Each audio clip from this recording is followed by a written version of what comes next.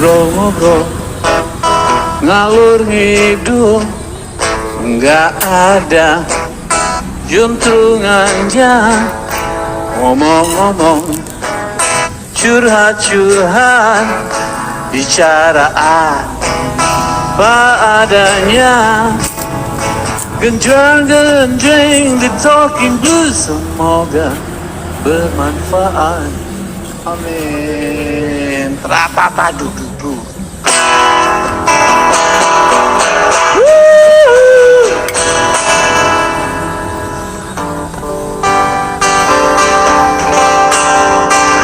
Gunung paling mencuat, bolong sama besi yang berat, besi yang paling berat. Lele sama api yang laknat, api yang paling laknat.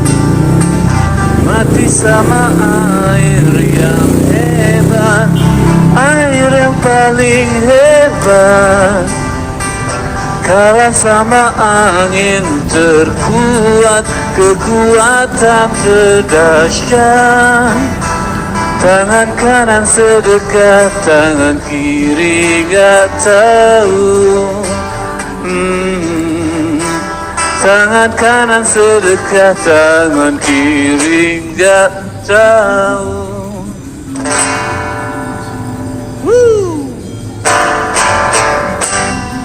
Apapun transaksinya, Patreonin aja.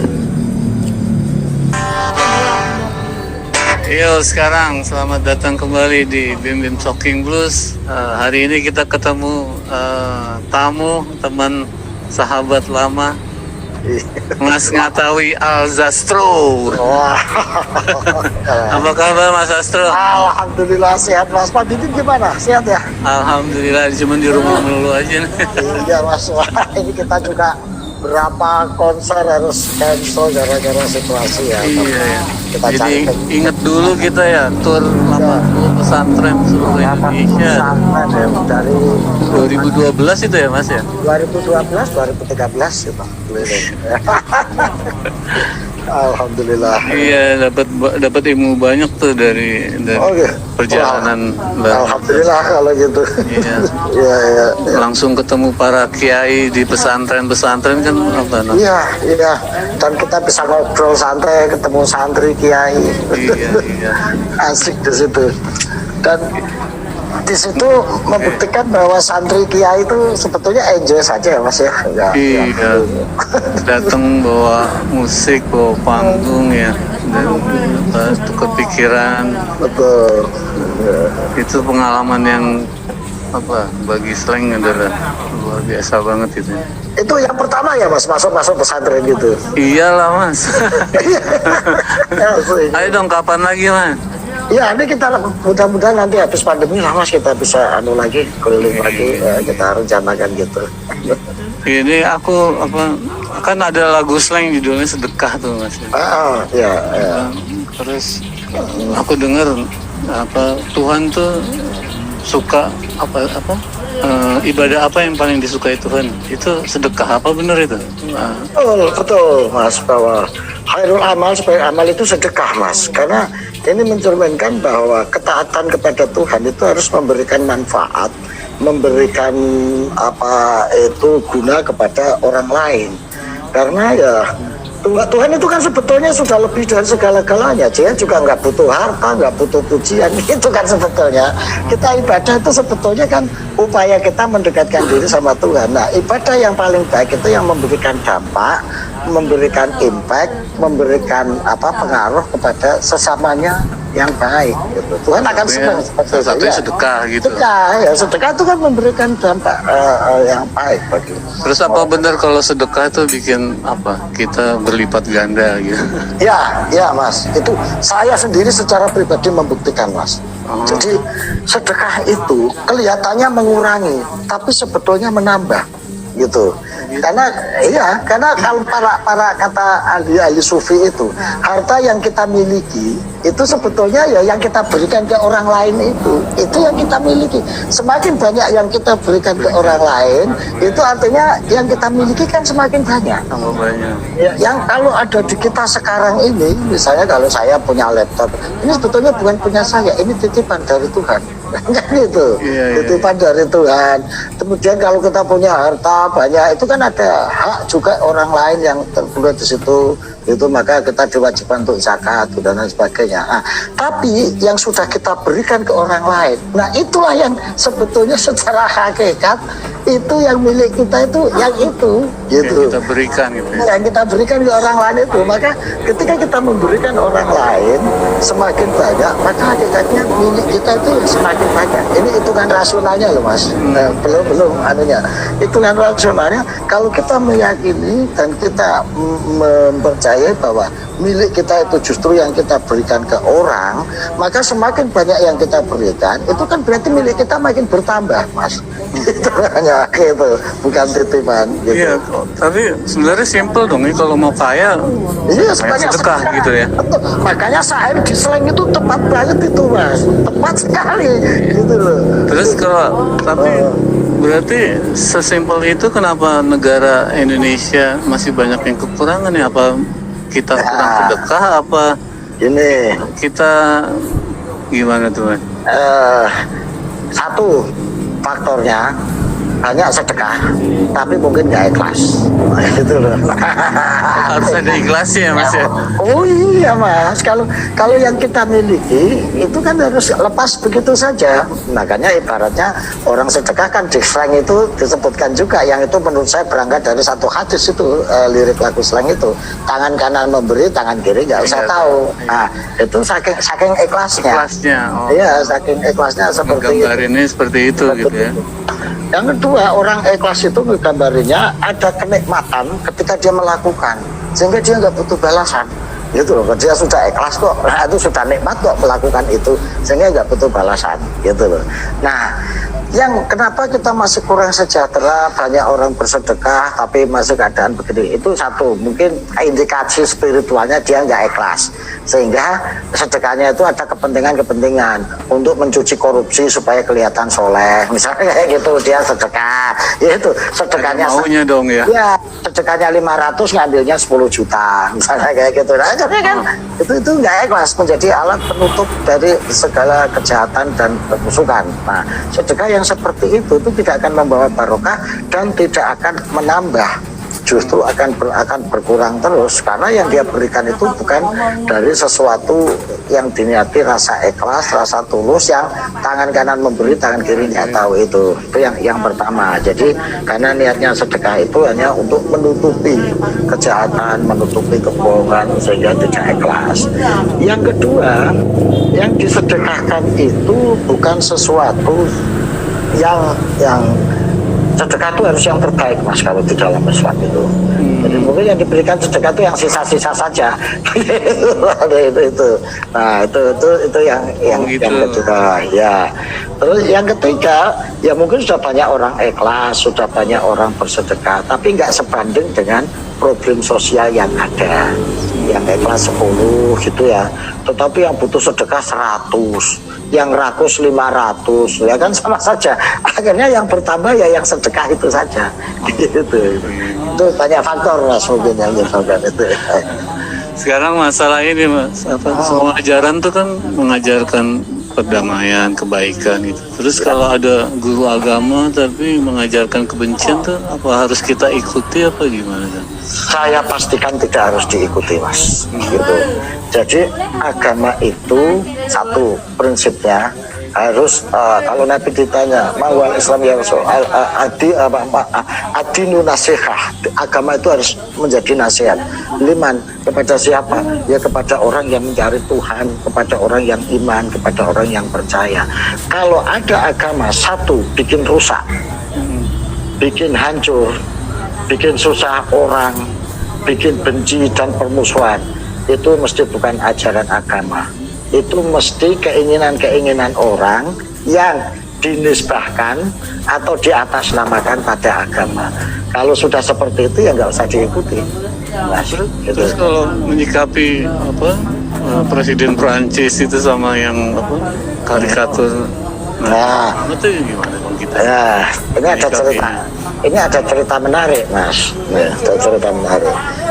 Ada kan ya seorang Habib itu yang bilang bahwa apa yang digambarkan oleh Hebron itu sebetulnya itu bukan gambaran terhadap Nabi, tapi imajinasi dia tentang Nabi ketika melihat kelakuan dari kita umat Islam ini. Gitu. Nah, gitu. Kita harus arif, Mas, mengenai seperti itu.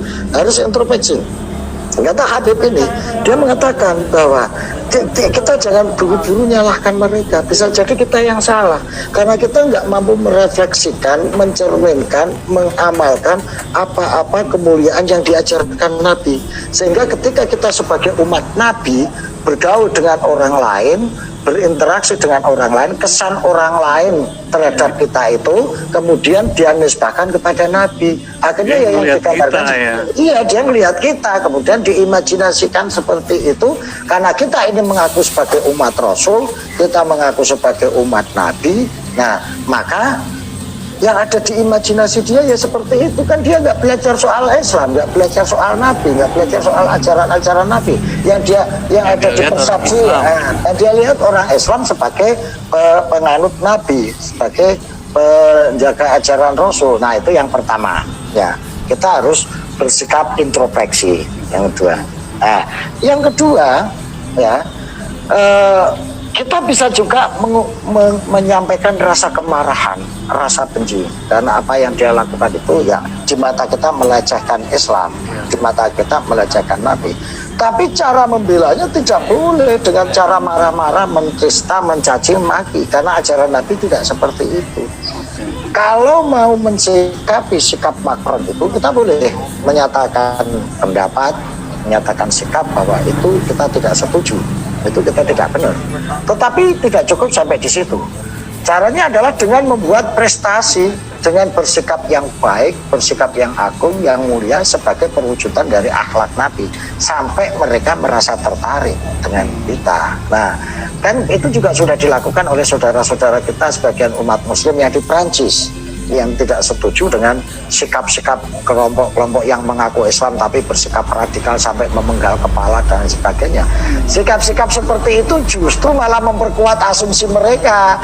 Nah, benar kan, ternyata yang diajarkan Nabi kayak gitu kan, penggal kepala, marah-marah, merusak, mencaci maki, tuh buktinya kan jadi begitu.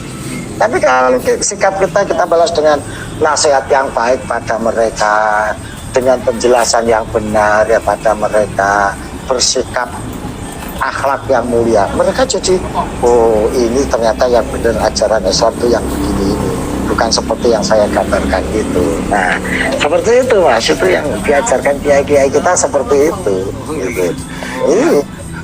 Dulu muda Sastro itu ya aktivis ya, tempat advokasi. Iya, saya banyak ngomong. Ya, terus katanya berlindung di balik Gus Dur ya waktu itu. Yang nyelamatin atau gimana? Iya. Cerita sedikit ya. Ya, waktu itu kan memang saya dan teman-teman memang jadi aktivis jalanan, Mas. Di era Orde Baru itu jadi aktivis kan taruhannya nyawa, Mas. Iya. Kan yang hilang, yang diculik itu teman-teman saya semua. Saya salah satu target untuk itu.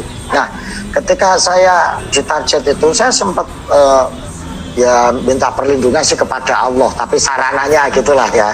Sarananya saya ketemu beberapa tokoh, nggak usah saya sebutkan, mereka angkat tangan dan sudah kok malah menyarankan kita berhenti.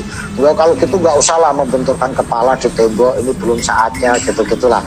Sampai akhirnya kita ketemu Gus Dur lewat Mas Saifullah Yusuf waktu itu. Harus ngomong nih Pak Durai gitu. Nah, terus kita ketemu Gus Dur, diskusi dengan Gus Dur. Gus Dur ketawa aja. Ya sudah, nggak apa-apa, dia teruskan aja gitu. Nah, terus gimana Gus? Udah ikut saya.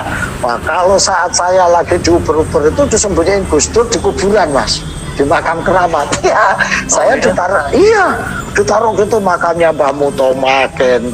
Terus kemudian makamnya Syekh Bejaku, makam Trowulan gitu. Setiap diuber-uber saya habis aksi, dia mimpin aksi, demonstrasi gitu ya, turun ke jalan. Saya terus ngadep Gus Dur, Gus, ini mesti saya dicari. Ya wes, ini diantar sama Gus Dur, sembunyi di satu makam keramat itu. Cah, kamu kesini, jangan pulang sebelum tak jemput. Wah udah Mas, gitu sampai seminggu, 10 hari. Makannya ya makan yang ada di situ Mas, kadang ya 2 hari nggak makan. Kalau yang ada di situ kita makan gitu. Kalau ada orang ziarah ke situ kan di makam keramat, kadang ada orang datang ziarah terus kemudian bawa ayam gitulah selamatan di situ. Nah itu dapat makan gitu. Nah, pernah itu Mas, saya sampai 2 minggu itu Gus Dur nggak jemput saya. Itu tahun 91. Itu saya disembunyikan di makam Trawulan, Mojokerto, bekas reruntuhan kerajaan Majapahit. Itu ada makam wali, yang namanya Syekh Abdul Qadir Asini. Saya ditaruh di situ 15 hari nggak dijemput. Wah waktu itu listrik belum ada, pohon masih rindang gitu Mas. Nggak ada handphone. Gua pikir wah jangan-jangan Gus Dur lupa ini kalau naruh saya di sini. Ya sudah pasrah nasib aja udah pokoknya. Nggak taunya dalam 2 minggu lebih 18 hari gitu, jam 1:30 1:30 malam ada lampu celorot-celorot, wah ini mesti jemputan itu. Jadi Gus Dur kalau jemput itu selalu di atas jam 1 malam Mas. Kalau naruh juga ya tengah malam, kalau naruh juga gitu jam 11, jam 12, jam 1 gitu diantar.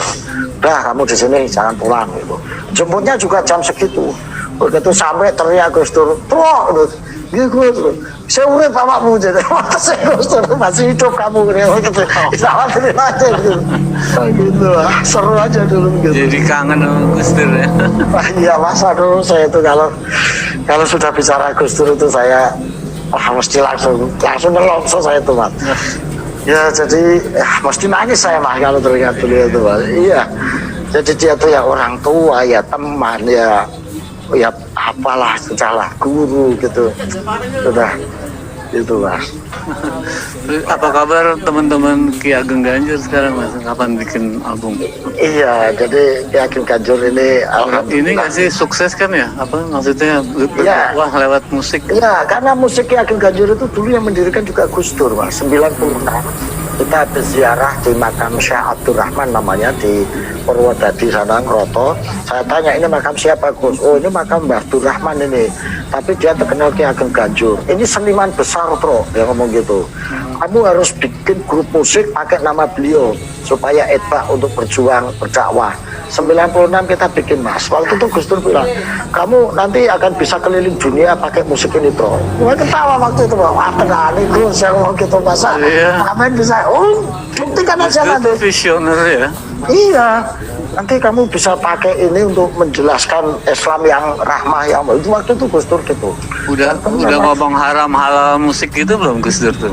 Nah, Gus Dur nggak pernah bicara itu ya, bicarakan manfaatnya itu manfaatnya karena bagi beliau musik itu ya sudah jelas hukumnya, kalau dipakai baik ya jadi halal, kalau dipakai nggak baik ya jadi haram, udah begitu aja.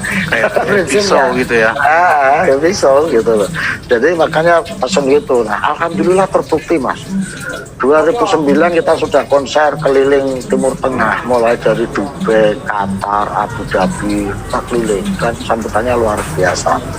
2018 kemarin kita keliling Eropa ya. Di Jerman, kemudian di Belanda, di Belgia. Setiap saya akan keliling gitu, saya mesti ingat Gus Dur. Wah Gus Dur ini memang ngendikannya cocok. Padahal gue ketawain waktu itu. Masa sih Gus? Terus tahun 2000 berapa itu kita kolaborasi dengan grup hip hop terbaik Amerika namanya Tony Blackman, kolaborasi dengan Ganjur. Terus 2013 kita kolaborasi dengan Mary Midborn, penyanyi terbaik dari Amerika. Terus 2019 kemarin kita diundang di Redwood University, ada international conference untuk Middle Path of Islam, tolerance gitu ya. Kita main di kampus Redwood untuk diapresiasi oleh para profesor guru besar sedunia yang datang di situ. Itu bulan Juni, bulan September kita balik lagi ke Belanda, terus langsung ke Aljazair dan ke Prancis begitu. Seru banget. Bulan ini Mas, mestinya Ganjur itu kolaborasi tahun ini dengan Philharmonic Orchestra di Hamburg. London. Hamburg mas, di Hamburg, yang di Hamburg, Jerman, Oke. di Harmonic Orchestra. Oh iya. Tapi ya alhamdulillah dinikmati aja. Ya, kamu. Tuhan lagi suruh kita istirahat di rumah dulu Ya mas, mungkin selama ini kita nggak pernah dialog dengan hati kita. Iya. Ini saatnya lah menziarahi hati mas. Kita ziarah kemana-mana tapi lupa menziarahi hati kita. Hati sendiri ya. Oke. Oke Mas Astro, thank you deh. Ya. Terakhir nih Mas, pesan apa buat anak muda, buat bangsa Indonesia, apa? Ya. Untuk Saya- kehidupan sehari-hari kita, Islam dan sehari-hari kita. Ya. Oh Mas. Jadi untuk teman-teman sobat-sobat muda, slanker, para teman milenial, banggalah menjadi Indonesia. Kalau Anda mampu menggali, mengeksplorasi, merekonstruksi dari warisan yang sudah diberikan oleh leluhur kita itu, kita akan bisa berdiri sejajar dengan bangsa-bangsa yang lainnya. Karena apapun yang datang ke Indonesia ini akan menjadi indah, akan menjadi sejuk, dan akan menjadi damai yang menenteramkan bagi semua. Dan ini dalam hal beragama juga begitu. Orang-orang tua kita itu mengajarkan bahwa agama itu harus membahagiakan, bukan menyulitkan, bukan menakutkan. Allah sendiri juga sudah bilang, Allah itu menyintai sesuatu yang mudah dan bukan menyintai sesuatu yang sulit. Yuridu bikumul yusra wala yuridu bikumul usra. Allah menghendaki kami beragama itu ya yang mudah, yang gampang, yang enjoy, yang fun. Jangan beragama kok menakutkan, memusuhi, mencaci maki. Enggak, itu enggak suka Allah. Kalau ada beragama ya yang mudah, yang enjoy, yang fun, yang santai, yang manfaat. Maka orang tua kita berpesan, beragamalah yang enak, tapi jangan seenaknya. Nah, maka teman-teman yang muda, ayo kita beragama, tapi beragama yang fun dan enjoy, gitu, tanpa harus menista, gitu. Thank you Mas Astro. Ya, Mas Ibu. Sukses ya untuk slang ya, nanti ulang tahun ya. Oke, thank you Mas Astro. Udah, nanti kita datang lah lewat Zoom, lewat apa. Iya, sementara ini online dulu. Nah, lu datang lewat online pokoknya nanti. Oke, thank you waktunya Mas Astro. Salam keluarga, sehat terus, semangat terus. Terus berjuang Mas Dindin ya, habis. Sama-sama. Assalamualaikum Mas Astro. Waalaikumsalam warahmatullahi wabarakatuh. Oke, terima kasih sudah menyaksikan BIM Talking Blues. Semoga bermanfaat. So, see you sampai Selasa depan. Peace. Ini sesuk nek wis nganu ning dikirim ning Apa jadinya aku andai kamu gak ada, tanpa kamu aku bukan apa-apa, dan aku sangat butuh, dan aku ingin selalu kau sentuh, karena kamu bukan itu. yang bisa menyelamatkanku.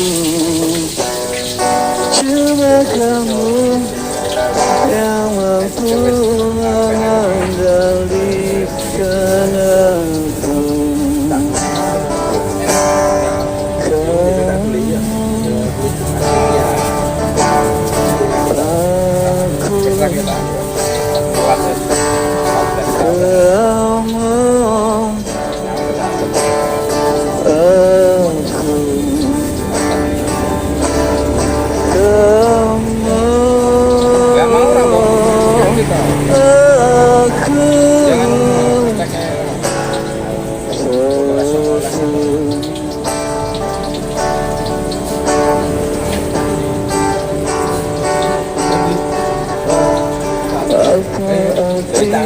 Dunia bila kata sayang, tanpa cintamu aku pasti mati, dan aku sangat butuh, dan aku ingin selalu kau sentuh.